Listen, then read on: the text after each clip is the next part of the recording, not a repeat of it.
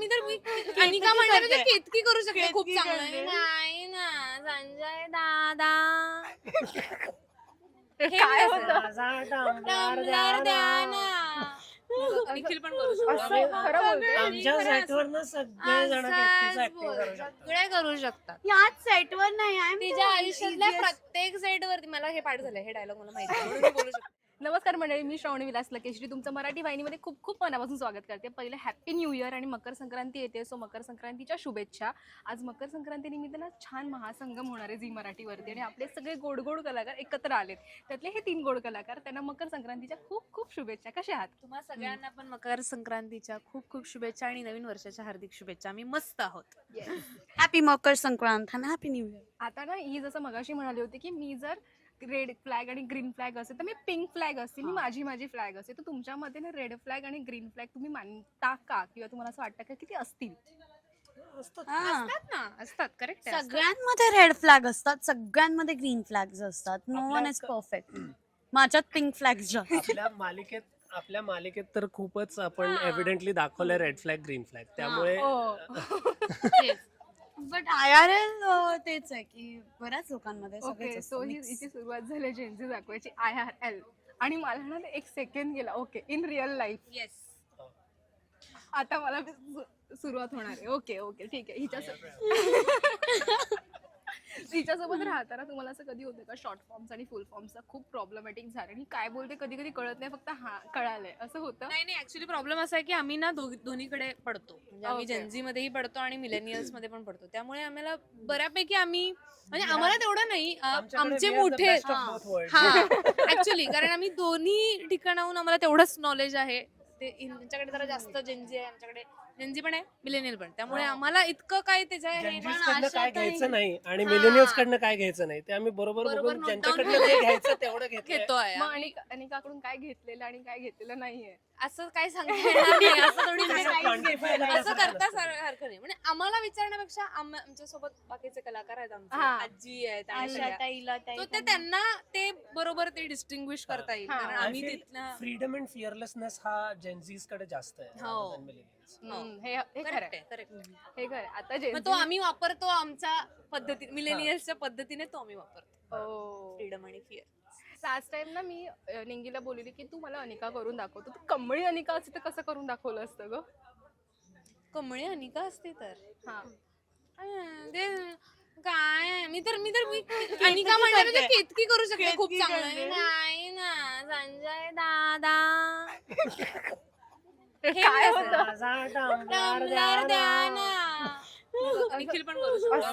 खरं बोलते. आमच्या सेटवर ना सगळे जण केतकीचं acting करू शकतात. सगळे करू शकतात. याच सेटवर नाही. तिच्या आयुष्यातल्या प्रत्येक सेट वरती मला हे पाठ झालंय, हे डायलॉग मला माहिती आहे, म्हणून मी बोलू शकते. माझ्या आयुष्यातल्या प्रत्येक सेट वरती सगळे लोक माझी ऍक्टिंग करून दाखवू शकतात. तू पण थोड्या वेळात तू पण करून दाखवू शकतो. इट्स व्हेरी कॅची, पटकन जमतं. ओके. पण सगळे आणि सेटवरच असं नाही, मी लाईफ मध्ये माझ्या जेवढे पण व्यक्ती आहेत, पीपल आहेत, ते सगळे माझी मिमिक्री करतात. म्हणून मी ऐकते. People is different. गल्लत करू नका तुम्ही, वेगवेगळे असते. तिच्या बरोबर पोहोचलं जाते, तिचं सगळं म्हणणं पोहोचते बरोबर, कारण ते बघणारी सुद्धा जेन्झी असतील तर.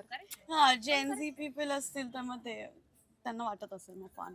बट जे नसतील त्यांना मग असं वाटत आहे काय ओव्हर करते असं वाटत असेल त्यांना. तसं नाही, आम्ही असेच असतो. झालं, चला ठीक आहे, पुढे जाऊया. मकर संक्रांती येते, सो आता इथे तुम्ही स्टॉल जावले. ओके, तळणीचे मोदक आहे, फेवरेट असतील आय नो, पण हिने मुद्दामून जेन्झी असल्यामुळे मुंबई घेते. तुम्ही मिलेनियल्स आहात म्हणून उकडीच तळणीचे मोदक घेतले. मिलेनियल्स आणि जेनझीचा प्रश्न नाही, इथे कमळी आहे. कमळी काय बनवू शकते? कमळी खरं तर जेन्झी आहे, पण ती गावाकडची आहे.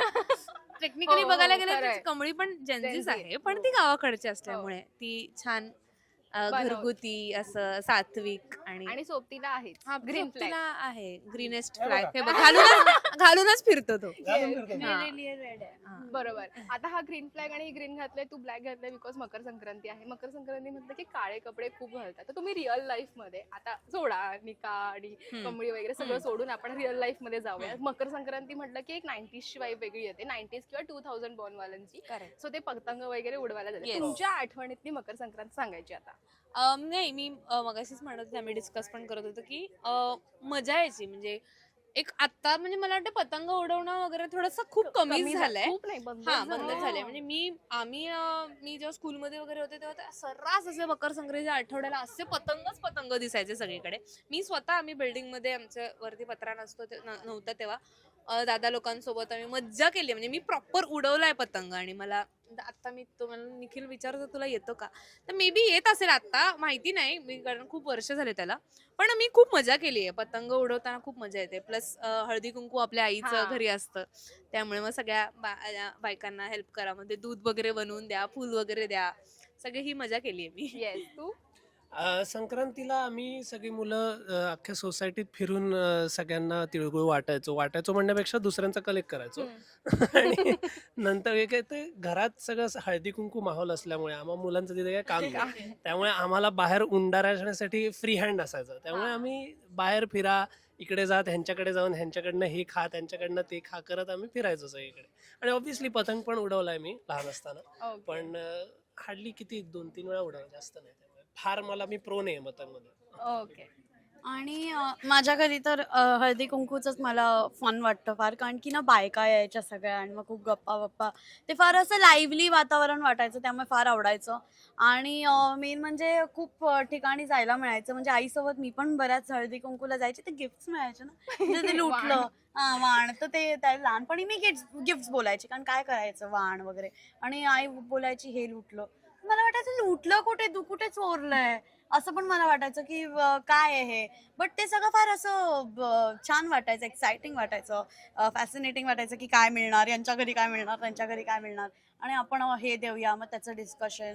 आणि मग ब्लॅक कपडे घालणं ते एक खूप अट्रॅक्टिव्ह वाटायचं. आणि सगळ्यात अट्रॅक्टिव्ह मला आत्ता आठवलं, मला आणि माझ्या भावाला ते आवडायचं, ते साखर येते ना, तिळगुळ सोबत जे येतं ऑरेंज आणि व्हाईट कलरचं असतं, ते वेगळ्या वेगळ्या शेप्स मध्ये यायचं ना, बिग डिफरंट स्मॉल असं, तर मला एकदम पांढरे. अच्छा ओके. हा.